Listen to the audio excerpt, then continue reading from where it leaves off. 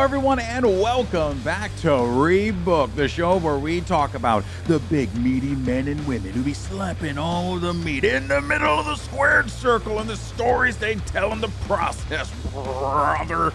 I'm, of course, GB, the guy pushing the buttons. We're joined by the Drama King himself, TNA's Matt Raywald, and we have Jake the Brain Bennett in the house today with the crimson flag behind him. Hello, everyone.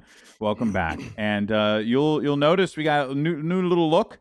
Change things up a little bit, because if there's one thing, if you've been watching this show since the beginning, which bless you if you have, you know that I really like tinkering with graphics, and graphic design he is the living embodiment of the meme. Guys, I have a fake associate's degree in graphic design from a real place called Wood Toby Coburn College in New York City. I went to school for graphic design, and I never really used it. Is that a real thing? I kid you What is not. the name of the school? Wood Toby Coburn. Yeah. Is that a person? Yeah, apparently. I don't know who the hell it was. First name Wood, last name Toby? Yeah. I don't. It was. No. I think Wood Toby Coburn was like, it was Wood. And then Toby Coburn was like the name. It was like Wood and like then a hyphenated, hyphenated like Toby hyphen Coburn. Oh, if that makes sense, right? That was like this. The it was hyphen two people. changes things. It was Otherwise, two that people. sounds like Where's the Wood? that sounds like a dude you buy moonshine from. Yeah, which But honestly, that's like you gotta go on down and visit Wood Toby Coburn. So it's like one person's last name and then somebody's full name. Dude, I don't freaking know. So that'd be like school Johnson, is a scam. Craig Harrison Middle School. Like, why does he get two names, but the one guy only gets his last name? It's not fair, and the life isn't fair like that. No, honestly, it was a garbage school, and it did nothing for me. But it did kind of introduce me to the idea of graphic design, because you guys are gonna actually get a good kick out of this. This is a great way to start the year, by the way. I went there because I asked them. It's permanently closed. Yeah, let's go. So I asked them. I Googled it too. It closed in 2017. Makes perfect sense. A private sense. For-profit career college. Yeah, it was terrible. You were part of the problem. I was definitely part of the problem. I didn't know. I went to the school because I said I would like to learn how to make video games. And then they were like, oh, yeah, we have graphic design. And then I'm like, oh, I don't know what this is because I'm a child. So I just said, yeah, sure, I'm on board. So I signed on board, get my first class, and we're talking about text fonts. And then I realized, oh, this is different. But I ended up learning a lot. So screw it. I took advantage of it. I went for it. And I leaned into it. And I ended up getting a job working. I ended up getting a job doing it. So it was pretty cool. But now for now, I spend my time wasting my time making graphics for Rebooked. Their main website, we can ask for your transcript. We should. Oh, it was terrible, dude. I literally went to that Freedom school. Of information. Your name. I went to that school because I was Golden Boy's your legal name? Yeah, it's my legal name. I wanted to go to school with my girlfriend from high school. Yeah, I made a lot of bad decisions. Early on. I followed a girl, and now here I am doing a wrestling podcast with my bros. Everyone, welcome back to Rebooked. We have so much to talk about. There's been so much that has happened. Happy New Year, Merry Christmas, or as my dad likes to say, Merry New Year, Happy Christmas. Yeah, I mean, firstly, how was your guys' New Year, your Christmas, your holiday? Was it good? Did you get to relax a little bit, despite the craziness of the world? No, yeah. No, I had a sick wife. I still have a sick wife. Oh, man. So, yeah, it's great. Yeah. It's great. Oh, man. Well, we of course extend our love to Shauna, No, I'm done extending love to her. She needs to fucking get well. I'm really tired of it. Well, we are. Me and Matt are. Okay. She doesn't listen to the show. Be better. She's not gonna know. She's not gonna know. I respect that. Thanks, Sean. No, but seriously, we thank you all so much for joining us in 2025. Matt, what about you? How was your holiday? How was it with the family? Not too bad. We had a death in the family, an aunt who was sick. So Christmas Eve, that was tough. But yeah. Also one of those kind of like a relief situation. She was sick for a while, so she was not doing well. So happy to kind of let go and be on her way, as they say. So yeah. But I got to spend time with a lot of family, and Shaw was home for New Year's Eve for the first time in like 4 years. Whoa. She's always working New Year's Eve, working a gig or something like that. So didn't have one. So yeah, we just chilled out together and watched Stranger Things. It was great. Oh, sick. Yeah, that's right. Stranger Things. We'll talk about Stranger Things later on. That is oddly relevant to our show here today. True. Of course, for me and the wife, we just kind of hung out here in Cali and just stayed in. Didn't really do much. Just took pictures and hung out with our little doggy Stella, and that was Christmas. And that was also New Year's, and that was also last night. And honestly, it's pretty great. So in any case, folks. Right. We got a lot to talk about, but as always, we want to hear from you guys, okay? So make sure you join us across all the different social media platforms. You could do so by checking us out at rebookedpod.com. There, you can go ahead and find all the links to social media, right, all across, whether it's Blue Sky, Threads, or YouTube, or Spotify, whatever the case may be. You can also join our Discord. There's a link for that in the description down below, and you'll also find that on rebookedpod.com. But as always, though, we want to hear from the community. Some people left some comments and some weird predictions. This one actually is relevant to something that happened on Monday Night Raw in one of the most bizarre segments. Because the final episode of the year, Ghost Body was happy that we did the stocking stuffer episode, which, by the way, thank you so much for tuning into that. They said they cannot wait for Javon Evans to get pulled to whatever show he's going to go to. And also, they're really glad that Tia got the title, because now there's more interest in what's going to happen with that picture, which is very true about that. It is quite fascinating, and it's kind of developed in interesting directions. But for Javon Evans, we found out that he is joining Monday Night Raw. Yep. If I'm understanding this correctly, because I didn't watch it live, it was done in a commercial segment. Same thing. So I didn't watch it live either, but watching some of that back and everything, it seems like, I'm not sure if it was everybody, but at least for some people, depending on the market, it was during one of the breaks. That is utterly bizarre. Released it all over socials and everything too, but there seemed to be a couple of times with this new Netflix thing of like, even though it's been a year, I mean, you would think they'd have these like kinks worked out of like timing of like, oh wait, here's when we have a break, because it's not obviously traditional broadcast TV. But I don't know. They're still, or it was just intentional doing this. I mean, honestly, that could also be the case. I don't know, man. Yeah, I don't know. It's quite bizarre. So that was we'll talk more about Monday Night Raw, because there was a decent amount of things that happened on that show to kick off WWE into the new year. But thank you, Ghost Body, for that. And look at that. Prediction comes true. Your good fantasy booking coming to fruition, buddy. We also had oh my gosh, I always mess up their name. Meter Knock saying Jericho isn't retiring, never, ever. He's gonna do it until he's 90. 100%. Whether we like it or not. He's the new Ric Flair. Yeah. What are you going to say, Matt? I just said whether we like it or not. Yeah. Oh, yeah. Whether we like it or not. And then, of course, Hit Run Tony left us one, says, longtime listener of the show, says, I feel like this was proof for the Cena finish, regarding the finish for John Cena's match. I'm actually curious to hear your guys' theory. Tony goes in a wild direction. So, Jake, I want to get your thoughts on this one. He says, I feel like this was proof that this was not the finish Cena wanted. So he smiled while he was tapping out to show that. I don't know if I subscribe to that, But I can applaud the theory crafting there. Jake, your thoughts? I don't know. Cena is a company man through and through, and whatever the ending was going to be, he was going to go with. That's my thoughts too. Yeah. I don't. It doesn't seem like the kind of like. What a weird. I don't know. Yeah. That just like.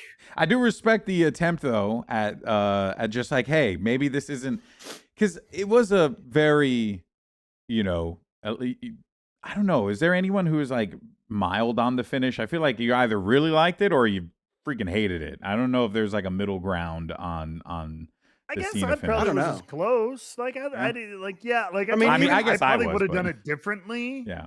But like I also ain't mad at it. Yeah, I'm not hot, crazy hot or cold on it. Even Goldberg hated his final match, and he didn't do anything during that. So of all people, why would John Cena? That's true. I mean, he immediately went on like an interview afterwards and like complained about it, right, or something like that. I mean, I respect the hustle. In any case, though, and let me tell you, Goldberg was hustling. So look, folks, if you want to have your comment read in the show, we want to hear from you. We want your thoughts and opinions, and there are going to be plenty as we talk about what's going on for all of the promotions going into the new year. As we know, TNA is going to be launching on AMC. We talked about this on some of the last episodes going into the new year. It's not going to be much to dive into this week, but we do have 2 matches announced and ready to go. Which already makes me excited for the AMC launch. We have, let me go ahead and pull it up here, but let me see, find it. There it is. Yeah, so we have ourselves a X Division matchup here with Leon Slater taking on Myron Reed. And then, which Myron Reed, if you guys were to recall, was the #1 contender. He won that big matchup. And then the big one for me, super excited for this, we got Mike Santana versus Frankie Kazarian for the World Heavyweight Championship. I like the graphics package they're doing for this. I agree. Yeah, graphics change up is nice. I think it's cool. It looks. I really like it a lot. Yeah. I think the bold text with like the lining and like really making that the brand, because Impact, right? Like it works really well with the word, and it looks nice. AMC logo looks great down there too. So it's a good time, fellas. I mean, Matt, I want to get your opinion, but I don't know if you can share much. But I don't have much. Like I don't know what's gonna happen that night. Like obviously we have our stuff that we taped leading up to it. Yeah. So I maybe know 1 more week's worth of some happenings, but like we don't have a run of show yet for that night. Like somebody does, but I don't have it. So I'm still kind of like looking forward to. You gotta wait for it to be torn up an hour before the show. Yeah, as is tradition. It happens. Exactly. It happens. Absolutely. Yeah. Well, that said, though, I mean, let's call a spade here, friends. This is looking like a Mike Santana's winning his World Championship back moment, which I'm very excited about. Jake, don't do this to me. No, no. Do it. GB. Do it. How many times are you gonna fall for? How many times are you gonna fall for that? You need to stop. I can't. You know they can't. It can't keep getting away with this. Okay, they can. No, they can. If we're gonna be on the network where that quote was made famous, yeah, and we're gonna get away with it. Yeah. Honestly, this is a match made in heaven. This really is. In the way that weirdly enough, I just feel like this works out with you saying that, Matt, because I mean, this fits, this fits AMC to no, I don't want it. Okay. He needs to win. It's a network of bad guys. Right. So, well, it wouldn't. So the thing to think about though is keep in mind, which not a wrench, but just like it throws a question mark in the back of your mind of we have the AMC premiere, the biggest premiere we've had maybe ever as far as TNA television goes, but certainly biggest since at the most Spike TV days, maybe. Yeah. Which is 10, 12 years ago. And then literally I would 2 argue days this later, is bigger. I would as well. Yeah. And then 2 days later, we have one of our big 4 pay-per-views of the year in Genesis, which is where this match was originally do the supposed to math. take place. So, but it's like, there's a number of ways you could do it. So you're keeping people guessing. Could Mike win? And then Frankie immediately has his rematch at the pay-per-view. You run it right back. Sure. Could Mike lose? And then we have to find a challenger for Frankie last minute. Possibly, but that seems tough to do with not having that promotion built in with so little time. But like, wild things could happen. You know what I mean? So like, it's not having that pay-per-view looming 2 days later puts a couple of extra kind of asterisks. Yeah, no, you know what? You're right. That's a really good. That's a good note. I think that makes sense. I would really like to see. Matt knows something. He's not saying it, but he knows something. And it's so and I'm trying to holding things over you guys. I'm trying to play it off like that. It doesn't hurt that he's just blatantly lying to our faces right now, but it's okay. It's all right. You know, well, we're all terrible. It was. It would be more fun. Yeah. I like to lie. He knows lying's fun. Spoken like a true heel. I like to lie. Yeah. Now, that said, though, I don't want to not address this because it feels obvious. But with the X Division Championship matchup, I mean, look, I know that Leon Slater is hot right now. And I know that he has just basically the entire weight of not just TNA, but I'm pretty sure WWE behind him as well, which is not great. I don't think it's a bad idea for Leon to lose the X Division title to like another great, like fast-paced, exciting wrestler, and then Leon can start looking forward to like world champion. Because like really, I like the X Division stuff for him. It's working out really well, but he also like can easily move, I think, to the world title picture. And no one will bat an eyelash to it. Despite his youth, I still think like he's just too good. Am I crazy in believing that, Matt? You were a little bit closer to the source on this. What's your take on it? No, I mean, and I told you right here on our show, go watch our year-end episodes, our predictions actually for 2026. I think in 2026, it is not irrational at all to think Leon Slater will win the TNA World Title. I don't think it'll be super soon. So I think he's got a little bit more on this X Division title run. Same thing here.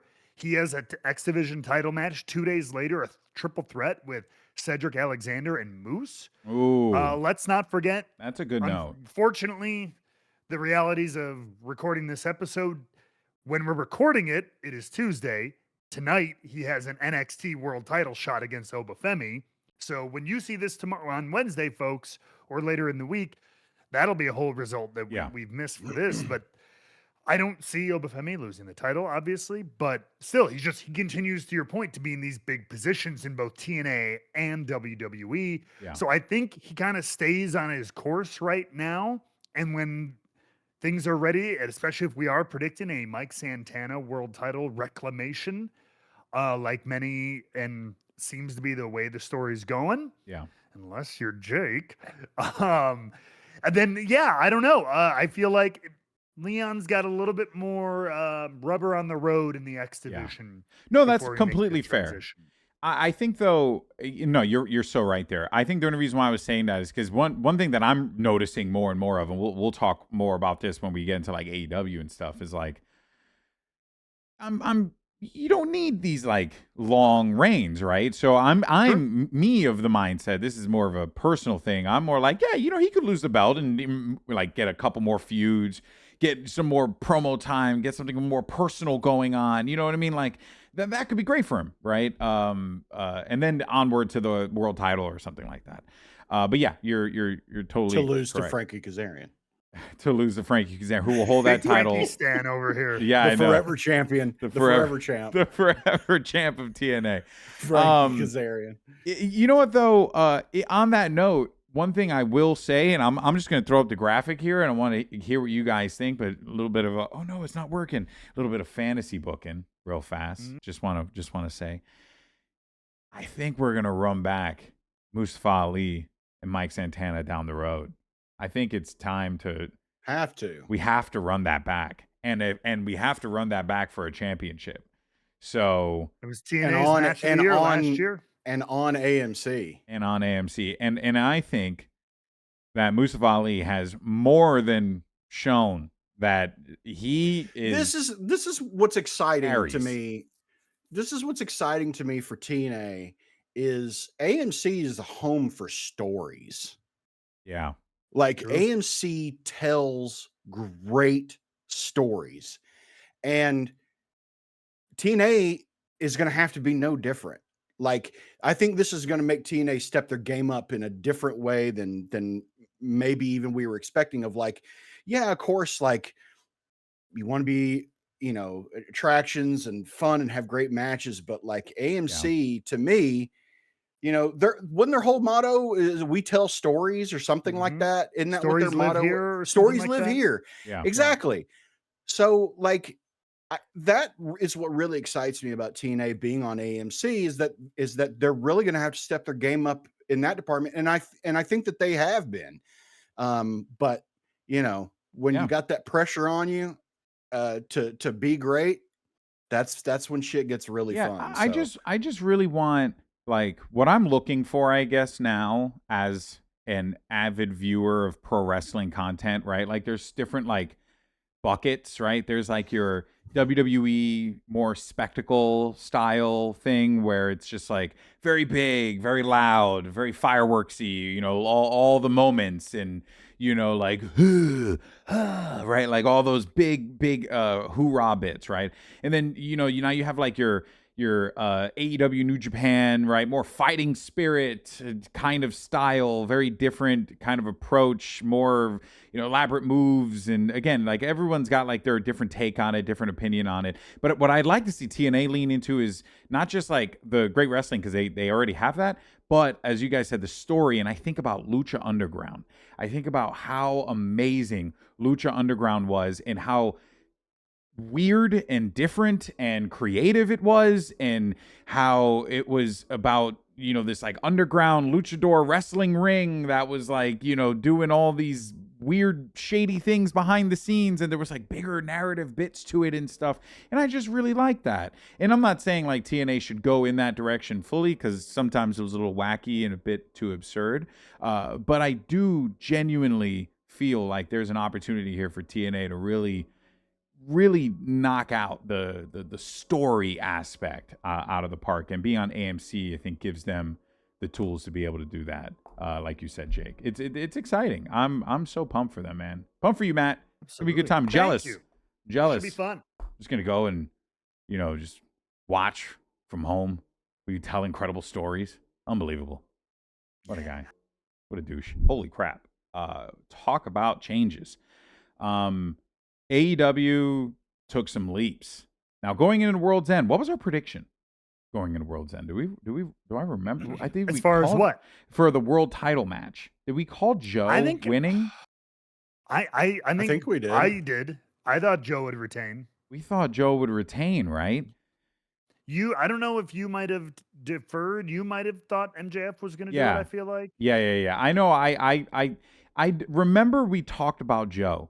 But the thing that surprised me is Samoa Joe loses the AEW World Title, World Championship, but he's the one who gets pinned. So it kind of like puts a stamp on that one. And MJF is once again world champion. The big beautiful belt is back. He's got the Burberry on the title once again.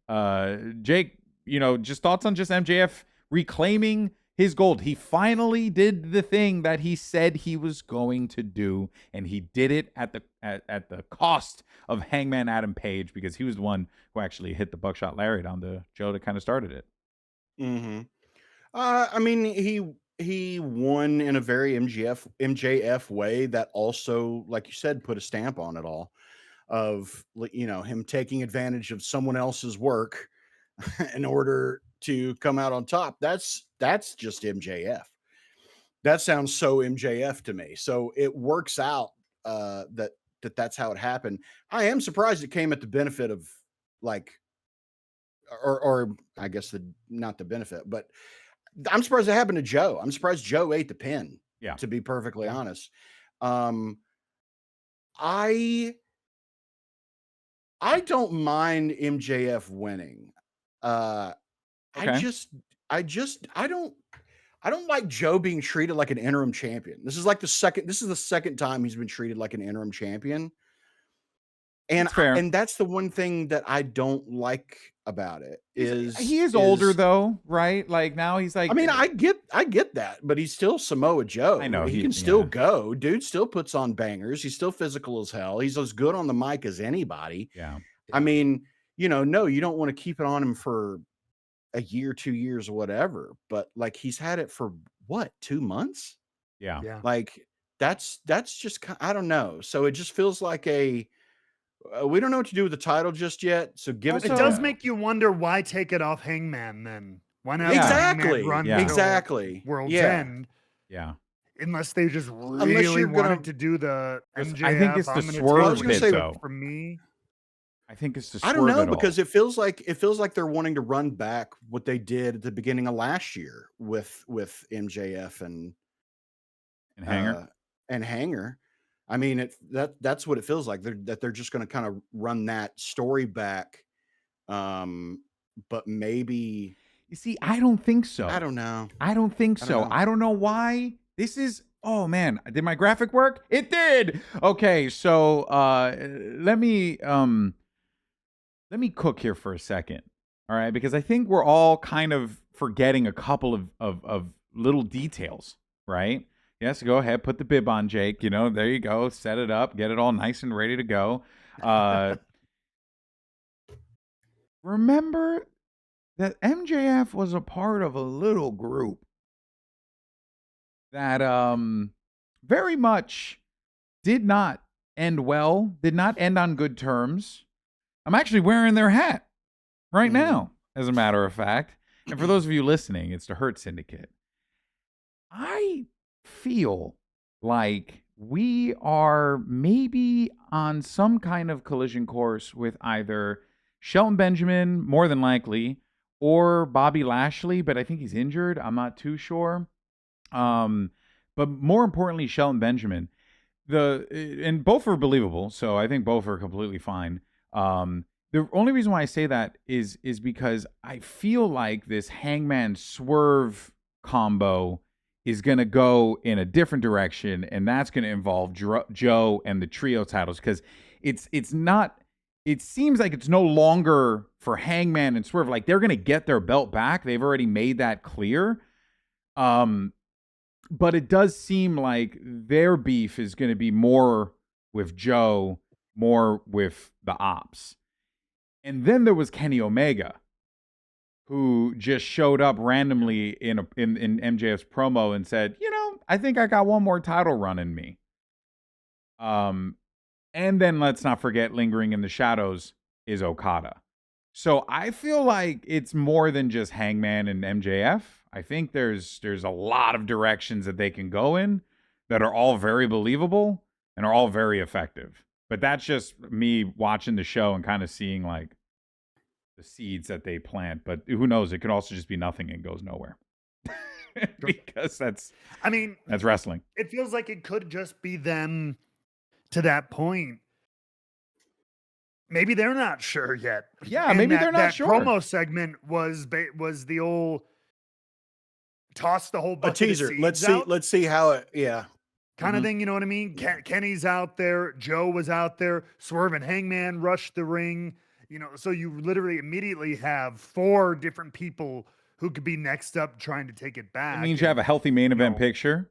It means you 100%. Have a variety of people who can believably take the top prize in the company. And that's not even counting guys like Darby Allin, who are outside of the fray, but very much have a history with MJF, right? Like there's a lot of factors, but I think that is what makes an MJF title run very exciting, because he is very good at being able to like bounce off in different directions with a variety of different talent. And plenty of people hate him. Yeah. So there's a lot of people who can step up. I mean, the amount of people he screwed over on his way to get this title is, you Right. know, like it's So does it feel like, I mean, does it feel like his title reign is not long for this world too? I wouldn't be Possibly. shocked. Yeah, I wouldn't be shocked. I think this could I be mean, the he year spent of AEW doing short title reigns. could be. I mean, he spent a good chunk of last year, like you said, I mean, pissing people off, but like in doing so, like a lot of what felt like attempted to sidle up to people, hurt business, excuse me, Mhm. syndicate. God dang it. There was this stuff with Hanger, which for a brief period, correct me if I'm wrong, like, he was almost trying to like appeal to Hangman Yeah, early on in that because thing. He was remember he trying to be like, challenged him. He won. He He got was the like, "You're just match. like you talking you're about." just like me. Yeah. Yeah, Yeah. you're just like me. Yeah, yeah. Yeah, Yeah, so there yeah. was it was brief, but it was like he was trying to kind of trying to find allies in these weird, and then totally abandon them or And then just screwed them found more over. enemies. Yeah. And so now I think to your point, like he's got all the literally in that promo, all these people chasing him. Like you said, maybe Bobby or Shelton comes out of the woodwork and is like Yeah. starts chasing him too. He's the guy in the movie running from the zombies, Yeah. you know, down the street with all the stuff like that. So yeah. And I think the difference between Hangman and MJF in this situation, right, is that when Hangman won the title, and you know when he lost it, it was because it was like this great deception, right? Here's this guy who he like respected, thought would like fight, a good fight, a good match. Yeah, they kind of had some issues, but he still thought he was going to do the right thing. And then in the end, in comes Hook, in comes the Ops, they screw him over, he loses the title. Whereas MJF now is like, he's clearly going to have to, like weasel his way out of as many of these matches, but I don't want him to. I want him to actually reap what he sowed. Yeah, but reap what he sowed and win. I want him to win. I want the jerk to actually be right. I know that sounds weird, but like I want him to prove that he is the guy that he says he is and beat the guys who were all hunting him. If he did that, that would be sick. It would be interesting to see a turn where MJF he is winning, and he starts getting a little bigger for his britches. Yeah. Than normal, and that being his bites off more again, than he can chew. Maybe takes on a certain best bout machine and another person in a triple threat match, like an Okada. Finds himself in the middle of that mess. And then thinks, oh, I can beat Kenny Omega and I can beat Kazuchika Okada. Yeah, sure. And then he ends up losing. Just fight each other. Because I don't know. Yeah, I mean, I think there's a lot of like pathways with MJF they can go in, and he's such a versatile character. So it's just it's good. It's a good choice, but also at the same time, Matt, to your point, maybe they really don't know where they're going, and they're kind of just like feeling it out. Could be. And in that same note, though, there was another big change that happened because Mercedes Mone lost the TBS championship to Willow. That happened. What? Like, we knew that she was going to lose this eventually, but we thought that it would be the last domino to fall. But no, in fact, it was just one in the pack. Matt, what do you make of it? Didn't love it. Didn't love it. Okay. No, for that very reason. I take nothing. Willow is fantastic. Yeah. Deserves to win that title. Maybe even deserved to beat Mercedes for that title. That was the first title she won on this whole collection gimmick. Yeah. Which I think people like me and Jake have never been huge fans of it because it's a rightfully lot of, so.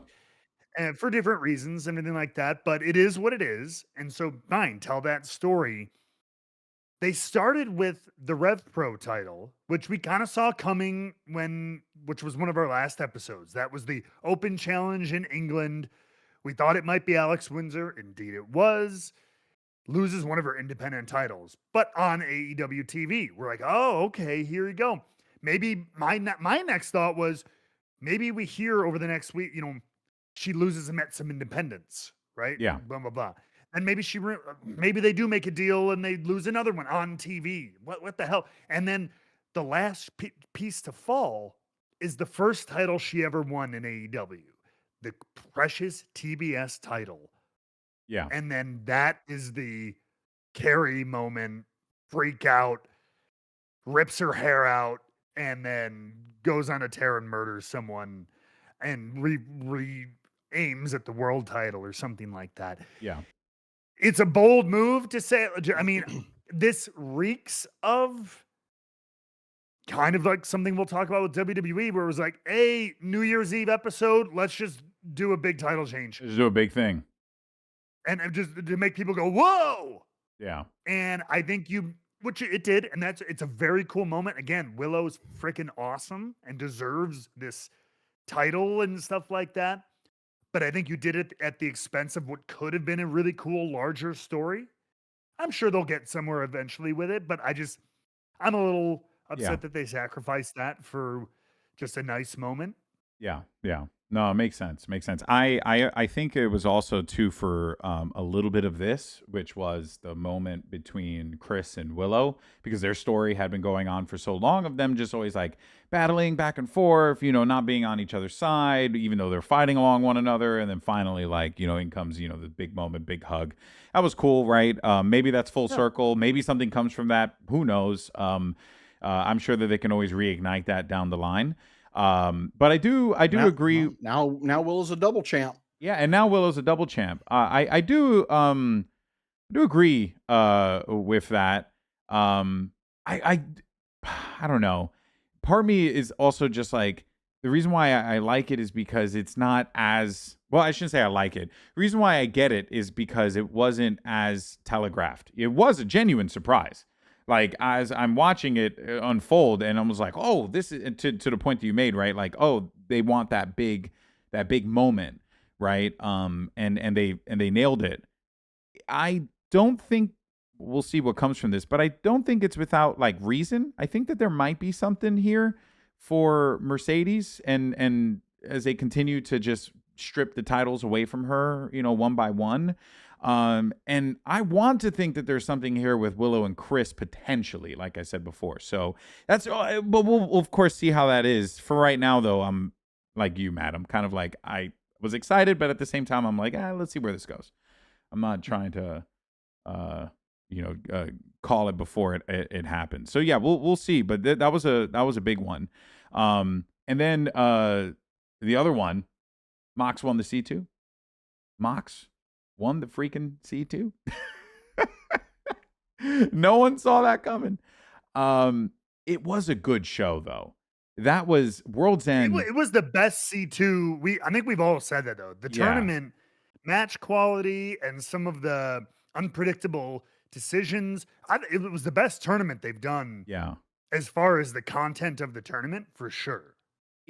I think, and I could be wrong, but I think that they're doing this because Mox has held pretty much every belt now, outside of the new ones, like the national title, obviously. And maybe not TNT. I don't think he's held TNT. Did he hold tag titles? Has he been a tag champion? That I don't think so. No, either. I don't think so either. But it does feel like, Mox is just starting to collect some reins here. Jake, your take on Mox winning the C2, and also you send it back. I send it back.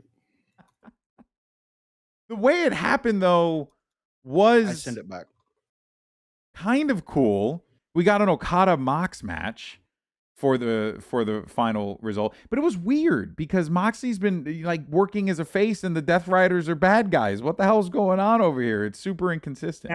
That's the part that bugs me a little bit. And again, I don't watch every single second sometimes, or depending on the week, of like every minute of Collision and Dynamite. Maybe there are little things I miss, but it seems very kind of last minute left turn, because they did everything with All In. Mox loses the title, a little bit of a recovery for the Death Riders, trying to get back to business. Mox is losing in these big ways, tapping out multiple times, getting death stares from the Death Riders like Pac and Claudio especially, like literally making these backstage moments of like, as he walks away, like, we're going to murder you the next time you turn around.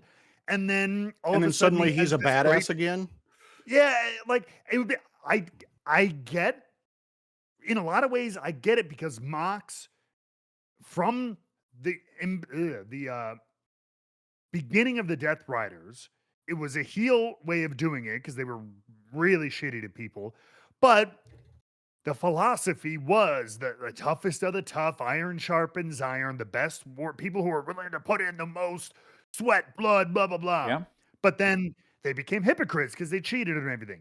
So if this was a story of him saying, I fucked up, this is my like redemption, I'm going to live up to my own words. If they had made that clear sometime after the Crash Out post All In, and they did, but it was in like the random, it was kind of when the C2 started and you had Mox doing the weird jogging back and forth push-ups in the hallway. It was almost comedic. Yeah. Whereas like he was trying to prove himself once again that he lives up to his own words, but it didn't feel very heavy or meaningful. It felt kind of like, you go get him, champ. Yeah. But then the Death Riders were still kind of like dog-eyeing him. And then all of a sudden they're like, yeah, never mind. You won, buddy. So there's been zero recompense for him acting the way he has. Like there's been, it feels like there's been no consequences. Like we did a whole story to, reveal his kryptonite, and now like everyone just forgot about that. As you guys were talking though, you guys were all kind of saying it though. At least I felt like, for example, Matt, you were saying like there wasn't really much here, but what you were describing was a guy who started a tournament trying to prove that he can do it, and then it softened him as it went through. You're like, wait, maybe he doesn't have it anymore, but then he pulls through in the end, right? Like I'm not saying that it's right or wrong. I'm just saying that I can see their connection. I can see where they were going with it. But it doesn't make sense with his character arc to me. It doesn't make sense for his character arc to be this great downfall, only to be like, just kidding, he won a huge tournament. Wait a minute, though. To your point, though, Jake, he did have those moments. He got his ass beat multiple times, tapped out, bloodied. Darby Allin beat his ass, right? Like, yes, but all that did happen, though. Yes. For Matt. I think the point being, though, that they never really, those things, it's like, maybe I'm kind of hypocrite myself. Those things did happen, but then they were never addressed.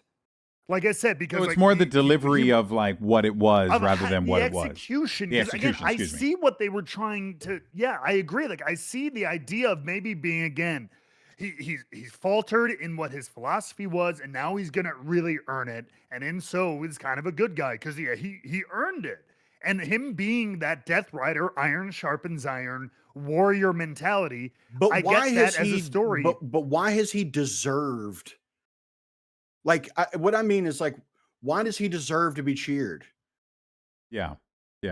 Well, yes, I think I mean, that's my whole thing with it. He did all this shitty stuff for years. Yeah. And then he like slips a little bit, and then like, no, I want to see Jon Moxley down in the shit. I don't want to see him like kind of rebound because like, gosh darn it, he's got the heart of a champion. I don't give a shit. I want to see him suffer. I want to see him. I want to see a downfall and not this like mid rebound that he's had. Like that's not appealing to me. And also like, it feels like that it makes, to me, it diminishes the shit they did before. Quite honestly, like it makes it feel like that exists only in a vacuum and has nothing to do with the character now. Yeah. No, I could definitely see that. Yeah. And I'm disappointed with I thought the Death Riders had a really cool, even if they did ultimately go this way, they left a lot of potential good character work for the other Death Riders as they and we're focusing on Mox. Yeah. But why didn't we see like, and again, why did we say this is subtext or whatever? Fine, but why didn't we see maybe some separate pre-tapes, backstage things with the Death Riders being like, he keeps tapping out, he's dropping the ball, we can't trust this guy who led us into war, and then Mox has some come to Jesus moment with them. They all are about to beat it. And he's like, no, I'm going to earn your guys' trust again. Watch. I'm going to show that I'm all. I know it's spoon feeding. I know that, but we kind of need that in the wrestling world. You can't just assume that these things are happening or that these people are feeling this way. But the thing is, though, go for it. Go for it, Jake. No, that's it. Oh, no, I'm just saying, but the thing is like, it feels like you're not focusing on your supporting characters at all. You're only focusing on Mox. Yeah. And if the whole point of the group to get one person over who quite frankly doesn't need to get over, or is the point of the group to bring everybody up? Because the Death Riders hasn't done that. Because the focus has all been on Mox, and it continues to just be on Mox. What has Claudio Castagnoli gotten out of any of this shit? What has Marina Shafir gotten out of any of this shit? I do want to say he is the CML World Heavyweight Champion, but that is not because of the Death Riders. Who fucking cares that he's the CML? Like no one, but no one gives a shit who doesn't watch that. It's the same. Like I just feel like I don't know if that necessarily is Death Riders. Yeah, I feel like the people who've been part of the Death Riders have not benefited from being part of the Death Riders, except for John Moxley. Yeah, agreed. Which is weird considering Marina we just Shafir did a whole story about his downfall. I mean, she has in the fact that her face has been on so much more exposed and has an actual character now. But I'd push back on that. But I would say more than it was back then. You know, I mean, she's the same character, but stoic she talks fighter. More. Yeah. She exactly a little bit more emotive. We'll do that. I mean, can you imagine how much she's just doing a poor Ronda Rousey impression? Like that's what it feels like. I don't want to. No, I think Marina Shafir is very good, but.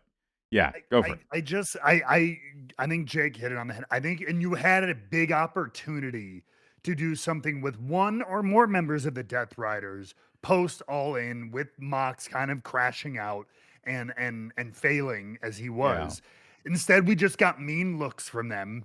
Barely any words. It's Can fucking you imagine middle school. The story you it's could middle have school had shit. If Claudio, can you believe that they got Mox, first right? seat on trumpet in the band? Oh, I can't believe that's how it fucking feels. But we didn't even get that. We just got them going. Right. Yeah. We didn't even get them shit talking. Right. So I mean, can you imagine the story because Claudio did beat Mox in the tournament at one point, right? Yeah. In their match. So wait, can you imagine if that would have been some huge turning point, and then they got behind Claudio and Claudio won?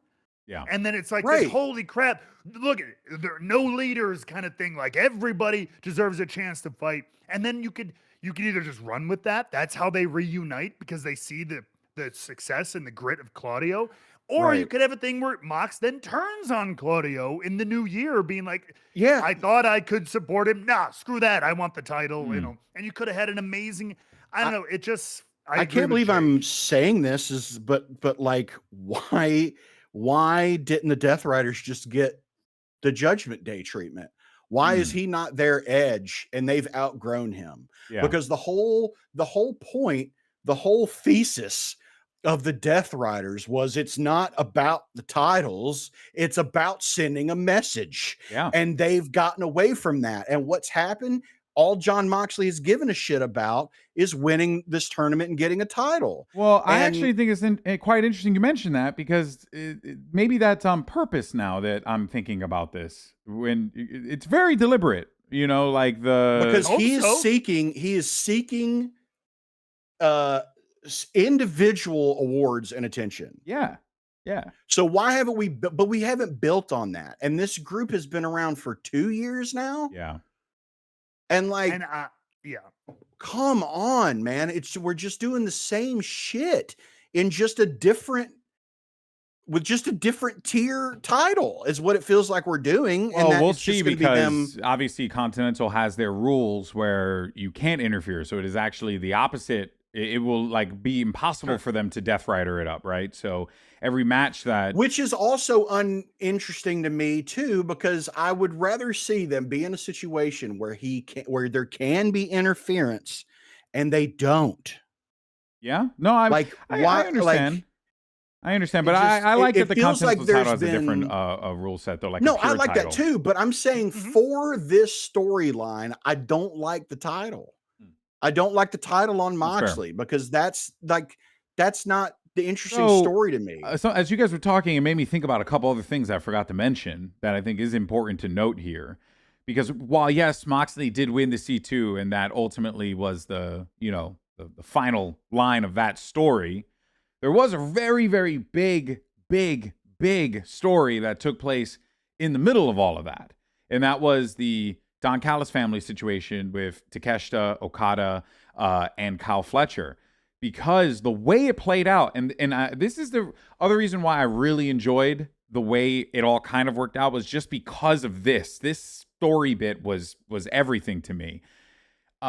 During the Okada-Takeshita matchup, they're having this great fight, blah, blah, blah. But then out of nowhere, Okada goes and he grabs a screwdriver from and we know Don Callis loves the screwdrivers. He grabs a screwdriver. And he hides it from, and he takes it away from Kyle. And he took that away from Kyle, who was going to use that against Mox to win his matchup. But it wasn't there because Okada took it, which means that Don told Okada that Kyle planted that there. And that kind of adds a whole other layer to this, because I think that the reason why you might have wanted to not have Okada win the C2 was because this story was happening in the middle of that. And then there's another thing, another real world thing. I don't know if it mattered, but Okada was going to fight Tanahashi for at Wrestle Kingdom 20. So I don't know if that mattered, but whatever. I don't think that that had less. I don't think it had anything to do with it, but goings on and that was more of just a worth noting, because that was just something that immediately happened after. And he did walk out with the international championship because he is still the international champion. So that's the only thing where that story bit to me was like really well done. I thought that was well executed. I'm curious to see where that goes. I like the Don Callis stuff too. Yeah. That resulted in Mox winning. Yeah. Sure. I am waiting to see what the motivation was and who's called. Like, did Don tell him, oh, well, Kyle's going to have this out there so that he can beat you? Oh, you look, Okada, you're getting in for sure. You're Okada. Like, what are we talking about? You're going to get it. But Kyle, he's still young, still needs a little help. So I gave him a little friend out there. And then Okada's like, fuck it. I just want to get to the finals. Yeah. So I'm just going to use it. Is it that? Or is it like, did Okada do it to win? Did he do it to screw over Kyle? Did Don tell him innocently? Is Don for some reason turning on his young star? Because that also feels like a weird, I don't know. I mean, I have to imagine we have to resolve Okada Takeshita. Mm-hmm. That was not the resolution. No. C2 semifinal or whatever. No, like that's the boiling point. And now I think we're going to see Takeshita break off. And I think it's going to be for the international title. Obviously now, but I maintain Takeshita would have been a great, especially winning the tournament that Okada kind of put on the map for AEW the last 2 years, would have been a great slap in the face. Yeah. Especially because he was losing, again, unrelated, but just kind of the timing, losing the IWGP title as well at Wrestle Kingdom. So that was kind of a transitional run, so to speak. And I will say, though, in hindsight, now knowing that, I am kind of glad that Takeshita didn't win the Continental Classic, because he would just go to Japan and just lose. And then you know how those companies are. They don't like that crap. So, like, sure. I don't know if they would have, like, there's very clearly it wouldn't have been a thing that they would have liked. Right? Am I wrong in thinking that? Right? Like, from that's outside of the narrative perspective. That's go lose a match over it. Yeah, I suppose there's something to that. That's just wrestling politic BS. So yeah, like he just won their biggest tournament, then goes to Japan and then loses his title. I don't know if they wanted that. That could be some politics in it. Which again I've been a part of, and I get it, but yeah.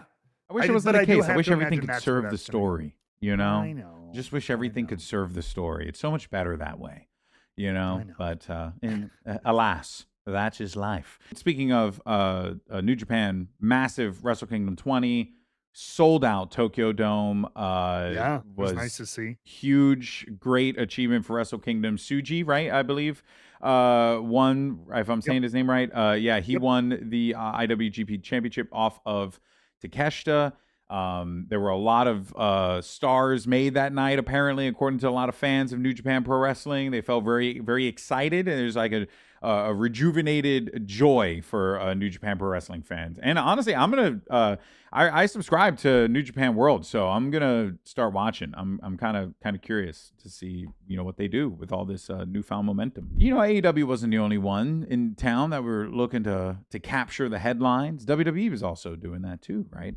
And in the theme of this episode, I didn't really talk about it, but I felt like it's you know, they always say new year, new me. You know, like new year, new me is my year, right? For me, it's either new year, new me, and new year, same me, right? And I feel like who's doing what, right? I feel like AEW might be doing a little new year, same me, right? You know, kind of hot potatoing championships, things kind of going a little crazy. But what's going on in WWE? Is it new year, new WWE, or new year, same WWE? What did we get out of Monday Night Raw? I didn't hate it, so I'm excited. What do you think, Matt? I thought it was okay. I think it is a little bit as things seem to be right now. I think it's New Year, same a little bit. Yeah, nothing It feels like a lot of decisions in the last 2 weeks. I mean, really, last week between SmackDown and Raw, have just been kind of like the Willow thing, where it's like, hey, we new titles, let's just switch some things. Some of them had absolutely no story and bugged me. Some of them, there was a little bit of story, but it still seemed like the title change was rushed, perhaps. Yeah. And just put in place for a new year. Let's pop a rating. Let's kind of swerve people for the sake of swerving.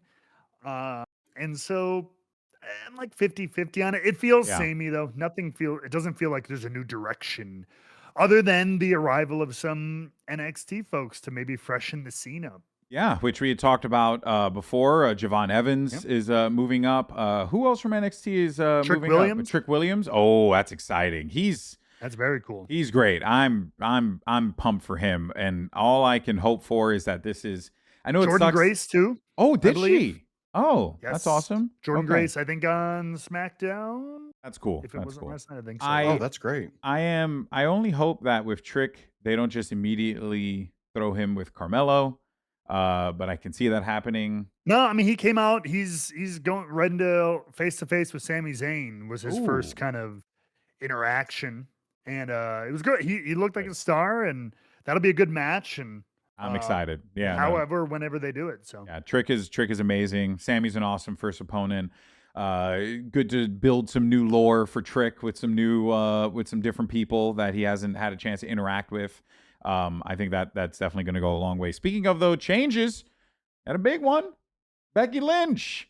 She is a 2-time Women's Intercontinental Championship holder after defeating Maxine Dupree. And Maxine's run was kind of like Samoa Joe's run. It was a little comparable. A little bit. Yeah, you know, similar to what you said, right? Papa rating, hey, this is great. You know, Becky Lynch, boom, won, fireworks. I think from the scuttlebutt I'm seeing online, this is pointing toward her and AJ Lee potentially down the line. Probably. So I'm willing to bet that's WrestleMania. Yeah. They might do it sooner, but yeah, that my gut. Well, Rumble wouldn't be a bad option. You can maybe start it at the Rumble. Maybe in Riyadh. Running. Ooh. Yeah, in Saudi. Wait, the Rumble's in Saudi this year? Yes. Oh, that's okay. Interesting. That'll be That's all right. one word for it. Yeah, exactly. So, well, yeah, okay. Well, speaking of interesting, things continue forward because we had a little Stranger Things crossover this episode. You know what? I'm gonna say, for a show that bombards you with advertisements, I am genuinely surprised at how relatively understated the Stranger Things inclusion was within the show. It didn't. Yeah. I don't know. There was some stuff you could in the backstage segments. They obviously had the logo on the LEDs with the little tentacles and stuff. When they started the camera upside down, that was nice. They didn't have one, from what I could tell, like, unless I missed something and I looked away, they didn't have you didn't have one gimmick match where Woods was dressed up as a Demogorgon or something, not one. I know, right? Right. Nobody came out dressed up as a character. Is 11. Come on. Yeah. Yeah. No one came out with the New Day didn't why didn't they come out with waffles instead of pancakes? I mean, that's upside down for them. Yeah. And it makes sense for, I was surprised that you didn't get some kind of ha-ha segment with give me a 5-minute. From what I understand of the final season, it kind of lines up with this episode of Raw, overhyped and underdelivered as far as the. Wait a minute, Matt. You are a Stranger Things viewer. I haven't seen the final season yet. Yeah. It's not perfect, but I enjoyed it. I liked it. Well, that's all that matters. I do find there are people nitpicking a lot of things, but that's what the internet does. Yeah. That's what we're doing in this podcast here about pro wrestling. Yeah. So, but that's fair. That's fair. I never watched it. I never got into it. I tried the first couple episodes and then I was like, oh, okay, this is cool. And then I kind of fell off. The first season is awesome. The second season's weird. Yeah. It picks back up in 3. Season 3's better. 4 was very good. Yes. But and also, then 5, since it's 9 years in between each fucking season, I've lost. I've lost interest in the show because of that. Because it's they can all rent a car now. Why do we they're not kids wait, anymore, how old were they supposed to be in the show at the end? I think they're supposed to be whatever age they are. Okay. Kind of. So when 5 seasons over 10 years, but they only supposed to age basically through high school, right? They kind of start as 8th graders and they end as graduating high school. But to Jake's point, they're all 26 now. Yeah. Them grown. And that's for the younger. And then there's still the older kids who are 11 30, has Botox, but are trying to yeah. Oh man, that's crazy. Well, hey, listen, they did the thing. It was one of the crossovers of all time. It would have been cool. It wasn't like remember when WCW had RoboCop on? Yeah, you're right, Matt. They absolutely should have. Why? There's no Demogorgon. Didn't people hate that crap? They were in. Yeah, of course they did, but you got to at least try it. Give it a shot. It also feels just a tad weird. Again, I know it's streaming and people can always watch it, and so it's not but it still feels weird to do a cross promotion for a show that's now over, technically. Yeah, right. Why that wouldn't is you weird. do this 2 weeks ago before the final episode? Yeah. Blast that stuff. Everybody watch our final episode. Make sure you tune in New Year's Eve or whatever on Netflix. Yeah. And it was oh, okay. Why don't it's just a little weird. Yeah, why don't you have somebody go missing and somebody oh shit, who's on the Secret Harvest? Have one of them go missing and Chelsea's freaking out like Winona Ryder. Yeah, running around there could have been something, it's Will. I mean, you could have done something. Have fun with it, don't be afraid of that. But I get it, right? And to be fair, this was probably just sales pushing this onto creative and creative being we don't know what to do with this, creative probably already had scripting and plans and everything, and then they're like, oh, by the way, we're doing a Stranger Things promotion. And it's why not for one night only? Countouts are to 11. Yeah. Or would have been really cool if there was a Stranger Things, an upside down match where everyone came out with an opposite gimmick or an older version of their character or something like that. That would have been clever and fun, but alas, that's why we're here doing the silly little podcast on YouTube. All right. Well, there were a lot of things that happened on this WWE show, so let's move things along here. Stephanie Vaquer apparently is injured and will and was assaulted. Essentially, a crime was committed multiple times. Multiple times. An injured woman was assaulted on national television. We'll see what comes out of that. this kind of goes to Matt's point. A lot of things kind of are just, like happening, but there have been very little consistent, solid through lines that make you feel invested in the narrative. Outside of a couple, and even those are a touch fleeting. And Matt, I know you want to talk about Cody and Drew, because that's one of the stories that is actually like doing relatively well. It just has the unfortunate, circumstance of being on SmackDown, which seems to struggle. Has been very hit or miss lately. In the latter half of this year, in the fall, going into the end of the year, has felt very inconsistent. I love so much of the talent on SmackDown, but like I remember last year, or maybe even earlier this year, talking about the awesome tag team division they had rolling, and then that kind of fell off a cliff. Yeah. And then like a lot of these up and comers, and like we have seen a little bit with that. I'll give them credit with the US title, although it was really fast going from Sammy to Dragunov, and then to and then now to Carmelo. Yeah. But I like them having this like mid card that's just like hot and fast and like up and coming. Yeah. Everybody's awesome, so I don't mind that. But yeah, the Drew and Cody's been consistent for months now. It keeps ramping up. They did the classics, showing up at each other's houses or whatever and beating each other up in the front lawn. So it's gotten very personal. It culminated in it's now going to go down 3 stages of hell. So what does that mean? Cool. 3 stages of hell. What is that? Well, 3 stages of hell. It's basically the best 2 out of 3, but there's a different stipulation for each, has right? A stipulation.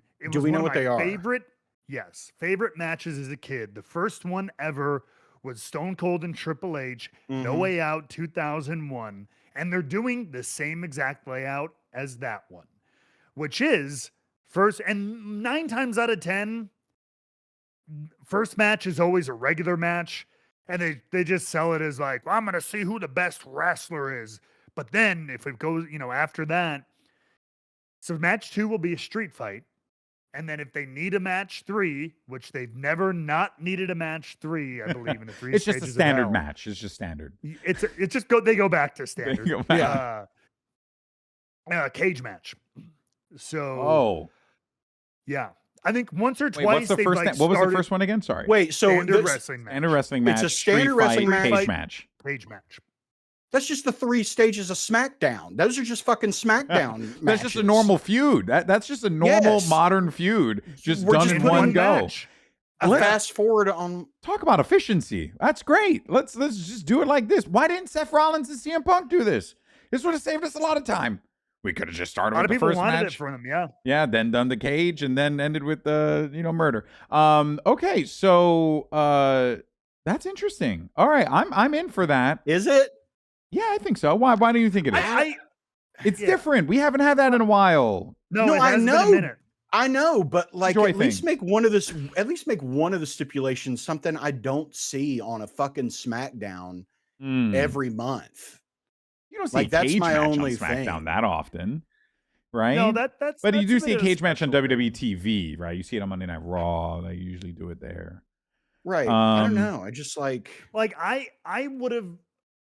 I know. You know what? Make the last one a buried alive match. It's like fucking let's make the last one an ambulance match. That's to me, or an ambulance match. Make the last one. Okay, never mind then. Oh, it is now. No. They just did Priest and Black. Right. That's right. But something like that where the third one is like, you better win it in the first 2. Yeah, or else you're gonna get buried. I mean, really, because how are these stages of hell? Well, the first one's just a regular match. Yeah, I will say that is true. If you are gonna tell me, because then what you're telling me is that these are the 3 stages of heck. A normal wrestling match is hell, which means that it's hell to go to work for you guys, and that is kind of crazy. All right. Okay. That's just me latching on to semantics. Yes. You're right. I'm trolling. I will defend the wrestling business a little bit in this, with the idea of like the 3 stages of hell. No, like, yes, the first match should be a first blood, and the second match should be a barbed wire chain, and then an inferno. It's an inferno first. An inferno casket match. Yeah, right. Sure, if they You have to truly get them hate each in other the that casket and set it on fire. Yeah. That's what you have to do. That's actually kind of sick. So, yeah. One, there is a thing of like a match like that needs to be paced, and like if Sure, you just sure, start sure. out of it's tough. So, two, the stages of hell are a metaphor. All right, it's the enemies we made along the way. Oh, I didn't mean to do that. You know what I mean? They Worked out. hate each other. They hate each other so much. The hell is just having to deal with each other because it's gotten so personal. They are going to have to fight. Oh, 2 this out of fool 3 said falls. it's a metaphor. That's amazing. I love it. And all right. That's Bro, that. The hell guys, is the it's a enemies we metaphor. made The along the way. stages are the hell we made along the way. Yes. So like that's great. That's the whole idea. It's a true like grudge match in that sense. And I'm a big fan of all of that. I ain't mad at. No, look, regardless, it's Cody, it's Drew, it's 2 exquisite professional wrestlers that are going. We've been going at it for a while. It's been really building. And so I ask. I'm sorry. I know I keep cutting you off, GB. do it. Because we're right in the middle of it here. Who is this Drew's time? No. Yes. I think it is. Yes. I think it could be. Yes. I'm like 60-40. It will not shock me at all if and when Cody wins because he's their fucking guy, especially with John Cena gone and retired, right? Cody is that dude.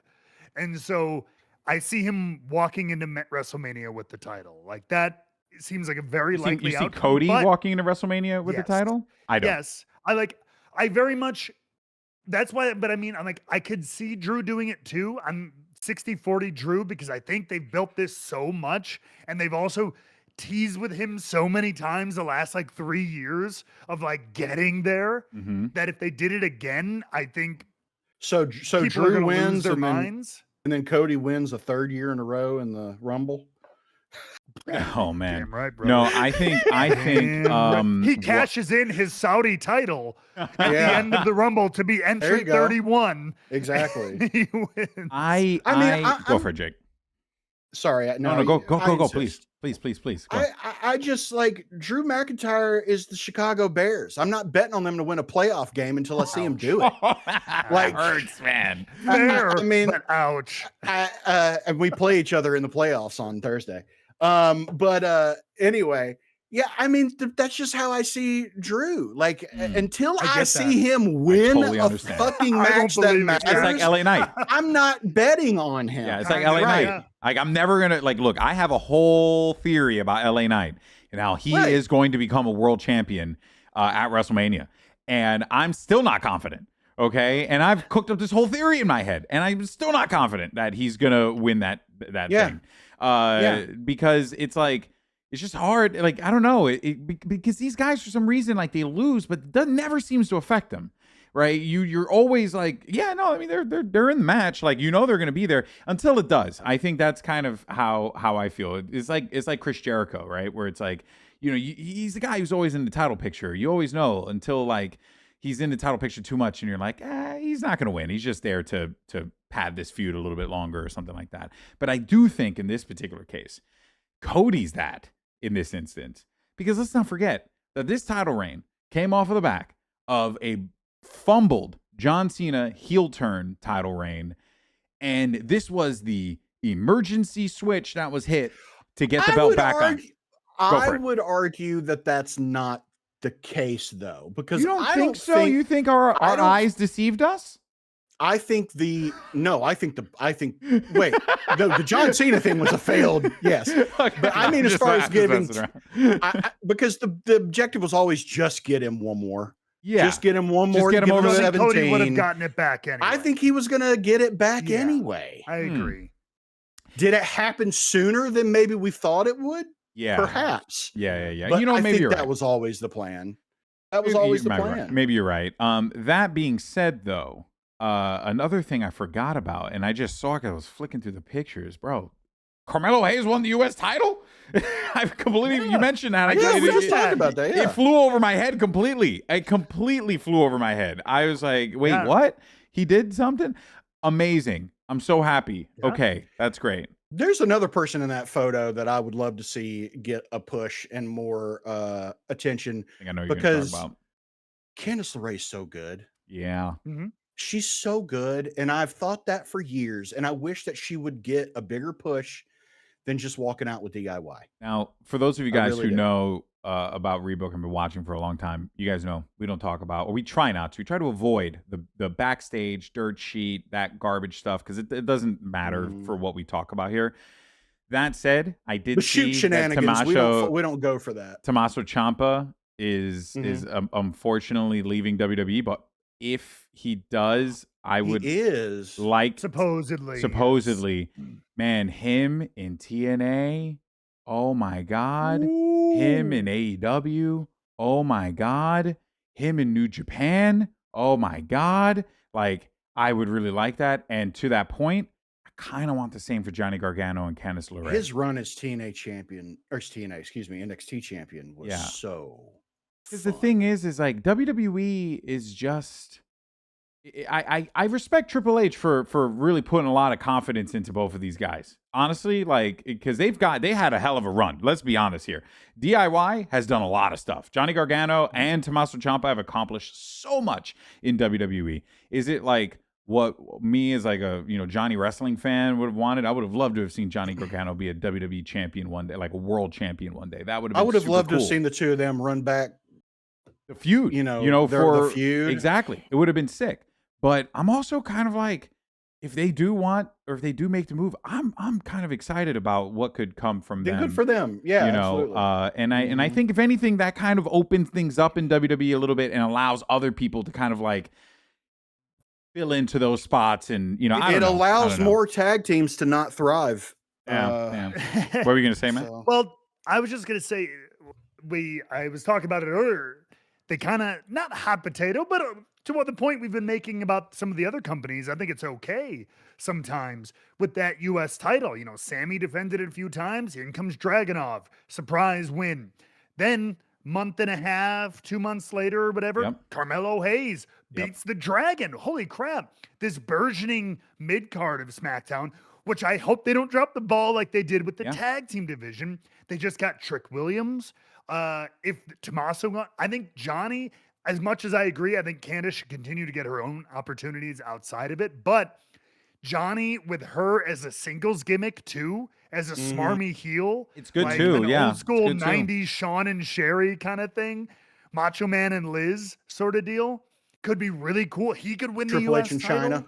Yeah, you know what I mean? Yeah, yeah. No, it's true. Yeah. And to the point that you were saying, there's Matt, a burgeoning U.S. title division that could be super exciting. And to add on to that, and where I would really like for this, and I think WWE, to their credit, they did this very well. We had the Gunther long U.S. title reign. We have the Jacob Fatu relatively long-ish U.S. title reign, right? I think they've established, the Gunther IC title reign. I think we've established that these belts, right? Like when someone holds these mid-card titles for a long time, that means they're a big deal, right? Yeah. And if you manage to win one of these mid-card titles off of a person who like had multiple successful defenses or whatever, that actually does feel like a big deal. So I think if you, to your point, Matt, if you keep building off of that, you got a winning solution here, because then when you want to establish someone, what do? You have them win the IC or US title, have them hold it for like 6 months or something like that, dominate people along the way, and then you just made yourself a guy or a girl who's kind of legit that you could then move on to the next chapter, next phase, like they're doing with Bron Breakker. Yeah. Like and again, this is Pro Wrestling 101. It's tried and true. Tale as old as time. But sometimes you just got to go back to what works. And I think for WWE, this is the meal ticket. This is exactly what they need. I hope so. I hope so too, because now they also have for the women, and this is good. Like you've like developed Maxine Dupree now. She's got herself, like, you don't need to put a world championship on her. She can hold a mid-card title and find success, and then you move it forward. I know we've talked about this all the time, and I know it's adding another title, but I would almost be interested in a mixed tag title. Oh, me too. I think that for WWE, yes. Cool for WWE, especially. That's what I'm thinking, because you have a lot of like real world couples, and so that could be interesting. Especially with AAA already having that. Right. So, but exactly. Yeah. So, but like, could you imagine like what would be a fun mixed tag is Alpha Academy. Yeah. Sure. And you basically have them Freebird rule it between. I will say, remember Mixed Match Challenge? Oh yeah, Mixed Match Challenge. That was a ton of fun. It was a blast. It was a lot of fun to watch. I will say, to add on to that though, and to kind of add on to also what I said, you also just have the AAA intergender or what is it, mixed tag championship. True. You could just use that and use that as your connecting tissue for your WWE superstars and your AAA stars, and you know, get people watching both of those shows. Like, I would say, like, go that route, and they've already kind of done it because they had Chelsea Green and Ethan Page hold the titles, so they already kind of did that. But there's opportunity, I think, to your point, to just for them to do it more, right? Same thing with AEW. I'm kind of the mindset where I'm like, hey, why is it that the trios title is just for men? Just for men. Why can't Marina Shafir be a trios champion? Like, my view, trios titles is for everyone. Just now want sponsorship. The Just for Men trios titles. The Just for Men men's World Tag Team title. That would be amazing. Yeah. I think Ricochet can't win it because you have to have hair to have the Just for Men.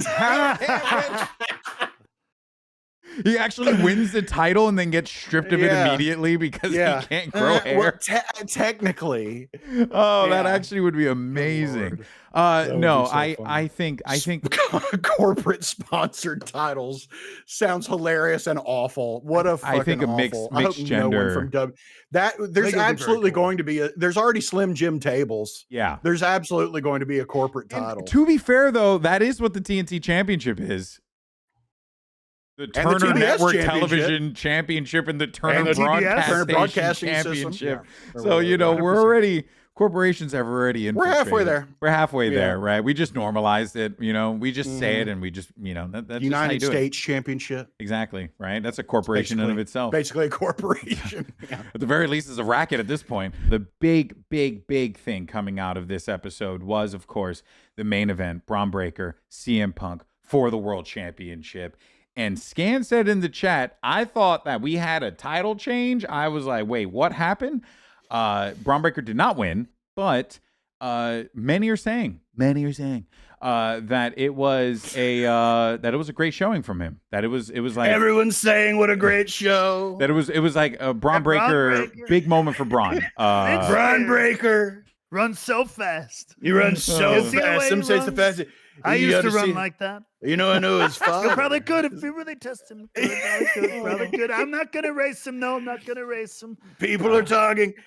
They're saying it. I like how you guys are doing your Trump impression while I'm wearing a shirt that says "Bam the Fascist." It's just, hey guys, if you haven't caught wind yet, people wearing bad T-shirts. You haven't caught wind yet. Really awful things. Yeah, about me. But yeah, let's talk about this real fast before we wrap things up.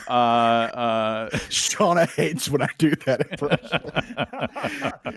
She's like, it's too close. She's like, it's too close. Yours is really good. My friend Ender. Matt's is good. Matt's is really good as well. Yeah, right. You kind of do, and you're like, oh wow, I was like, that's exactly how I found it. It's because he's infected our minds so much, and we just constantly hear him in our brains. And for some of us, our lungs, depending on how long ago. Just truly, anyway, just truly. Yeah, especially for people in the Bronx. Now, of course, moving forward, though, we talked about Stephanie Vaquer. She might actually have to vacate that title. Seems like there could be an injury, but it's weird. We'll see what happens. We talked about Bron Breakker, CM Punk. Let's dive into that a little bit further here. Yeah, I mean, you know, this is continuing CM Punk versus Division. It's just going to continue this story here. I won't lie, though, the Vision is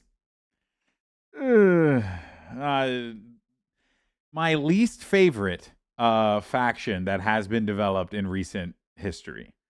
And that's saying something, because there have been some oddballs, some real stinkers But for a prolific tier 1, let's label it as a tier 1 faction, because this isn't like, you know, I don't know, freaking who's that lawyer in AEW, and he's got his manly men group. Mark Sterling. Mark Sterling, smart Mark Sterling and Mark Sterling. That's the men group that he has, like We Love Men or whatever. I know. Yeah, this is a main event. This is a main event faction, right? Yeah, I'm with you. Why does this feel so? But the thing is, though, is that like what we're getting out of it, though, is still good matches, good moments. Like Bronson Reed and Bron Breakker have been featured in a lot of things, but it just feels it's missing. And obviously, it's Seth Rollins not being there does hurt, and that's no one's fault. That's just the way the cookie crumbles in life, and you know he got injured. Not that we have to hit this too hard, but to your point, don't you think it was also still kind of a little mid with Seth? Oh, 100%. The highlight was the cash in. Yeah, well, and even then, I think coming off the huge Mania turn of Paul Heyman, which I think was a huge moment on Roman, and then they did this. It just the whole time it seemed kind of like it's okay. Like I like Bronson Reed and Bron Breakker coming up and joining them is cool, but it just kind of. It's been very, let's see how it goes. And it's really not gone. They've added more people. Yeah. The one good thing is it has raised the stock and profile of Bron Breakker. Yeah. Well, it has just by being in the main event segment like every week. Yeah. So I think that is just kind of a residual positive to come out of it and put him into a position like the match he had with Punk. But outside of that big win, like, it's been kind of middling as a group. Yeah.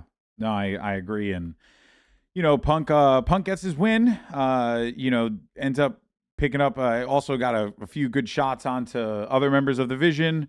I did think, though, that there was going to be a possibility that there was a title change once Theory came out and, you know, hit like a curb stomp. And apparently Theory was the masked man the whole time. Is that what that was? Right. Yeah. Why? I don't know. But hey, glad to see Theory doing something.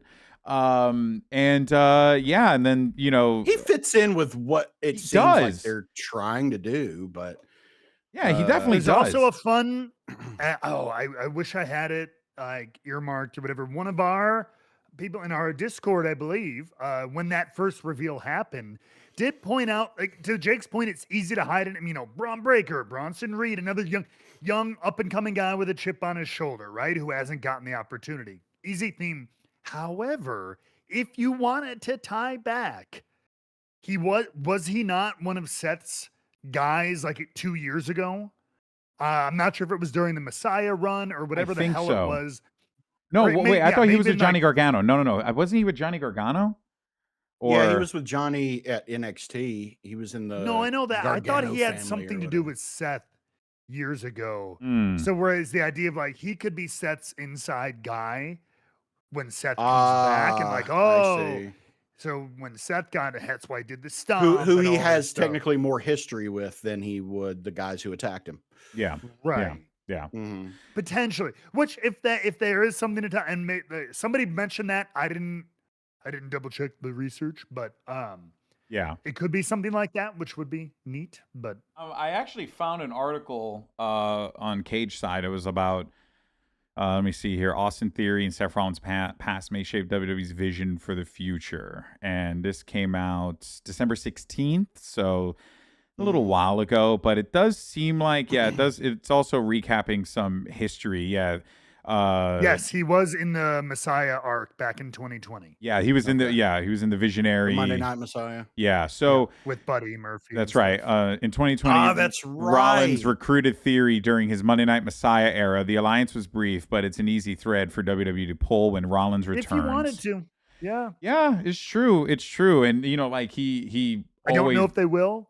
He could say like, hey, you know, like I should have followed you. I didn't. And look at the pathway that, and I wouldn't mind if Rollins went back into that Messiah kind of gimmick again, you know, because the Vision is kind of little culty feeling and sounding. It doesn't feel like the Don Callis Family, which is like a group of mercenaries. It doesn't feel like the Hurt Syndicate, which are like, a group of guys out to prove a point, or Judgment Day, which are like, hooligans working together. Like, no, the Vision feels like a cult.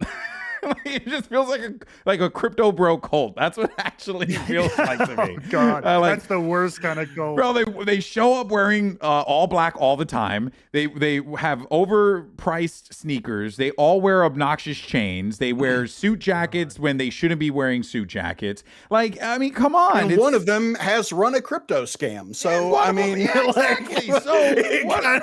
Logan Paul fits right in there with them. Like it all checks out. That's guys.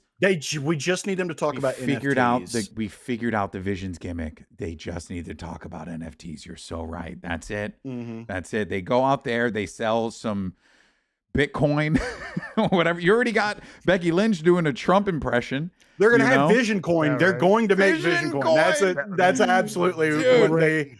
Okay. WWE makes a crypto Vision Coin. Hold on. Meme coin? Fantasy booking. Wait a minute.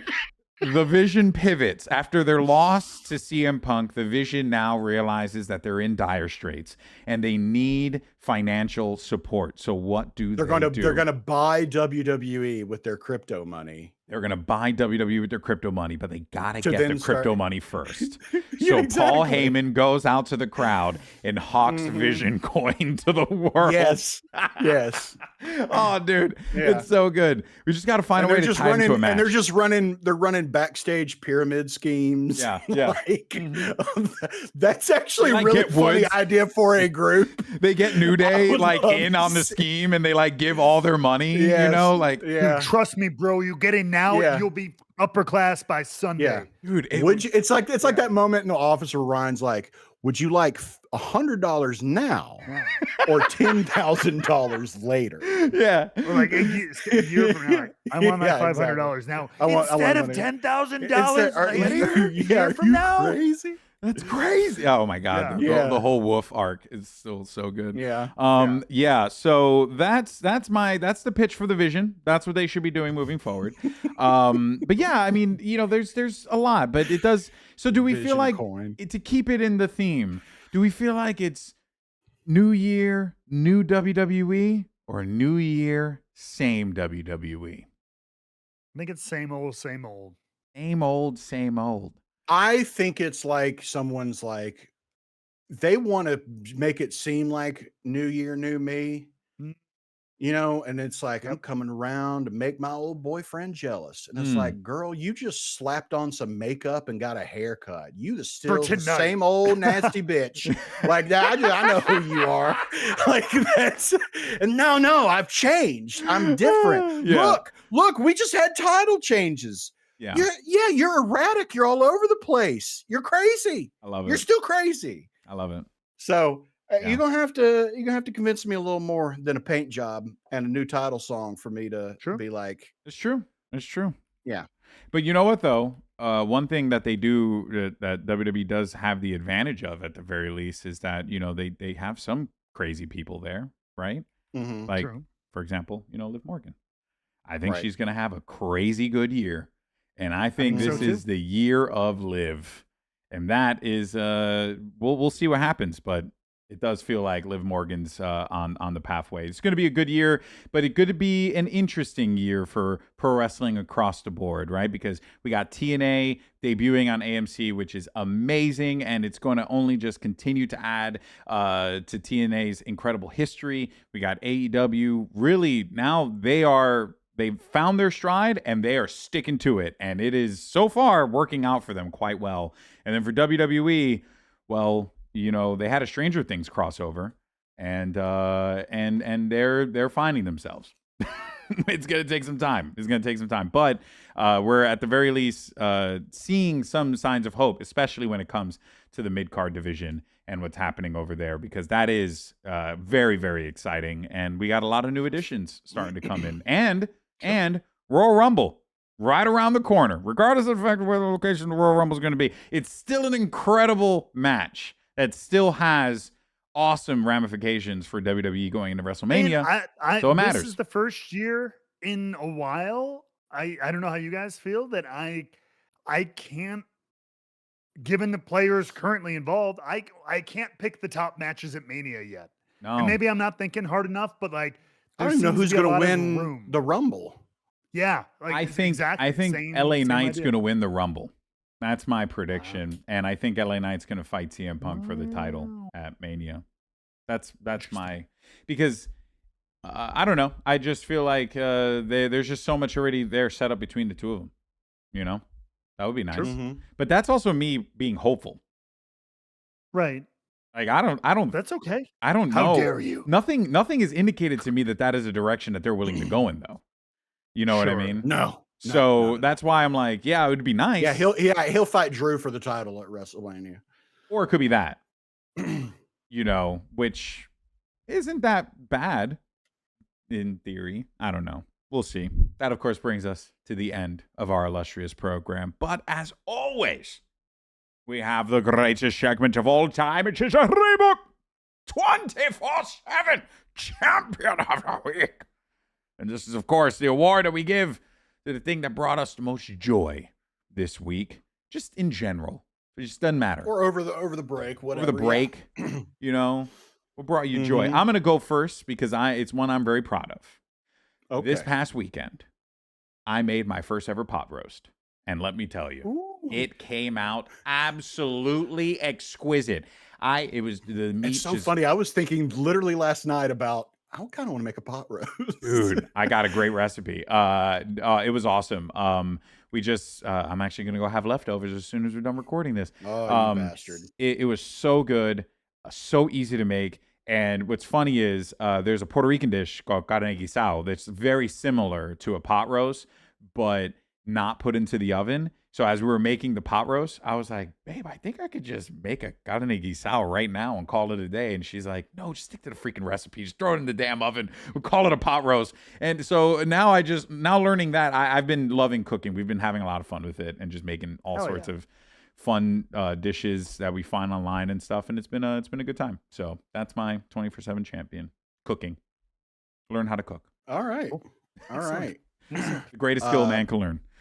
I'll give you. I'll go next, and I'll give you. I was just going to have the one, but now that you mentioned that one, I do have to add this other one because we also had something over the break that a friend of mine had introduced us to or told us about, and it's delicious. It's called Cowboy Caviar. Okay, why have I heard of this? Okay, I feel like I've heard of this. Some people also call it like Texas caviar, I think, or whatever. Dude, it is so simple and it is freaking delicious. You just need to get, and I'll tell you right now how to make it. I'll tell you the recipe that I used. No, it ain't just beans. You do, all right, do 1 can of black beans, drained and rinsed, a can of black-eyed peas, drained and rinsed, a can of corn, drained, chop up 2 green bell peppers, half a red onion or however much you want, chop up a whole tomato, or about 3 like smaller size ones. And then a bottle of Italian dressing. I started off with just a half a bottle of Italian dressing. Salt and pepper to your taste. You can even add cilantro and jalapeno if you want. I added a couple jalapenos to it. Good. Let me tell you, I don't know how I expected it to taste. And I also can't describe to you how it tastes. It's just freaking delicious. You just with bean salsas are great, man. They're amazing. Tortilla chips in that thing, dude. We ate a whole, like, I'm talking a big tub in like 2 days. It's so good. You want to add so fresh. You want to add a little bit more to that? Crumple up some feta cheese, chuck it in there, and can't do that with a woman who's vegan. Oh, that's right. But for you, if you wanted to, you can really activate the flavor that way because we do that with we do a very similar salad. I didn't know it was called Cowboy Caviar, but we do a very similar. Cynthia does it with like beans and oh my god, chickpeas, corn, variety of different things. It's amazing. And yes, eat beans, everyone. I will put the recipe in the episode spoilers when this comes out. Do it up. All right, love it. But you said that was your addendum. But let me tell you,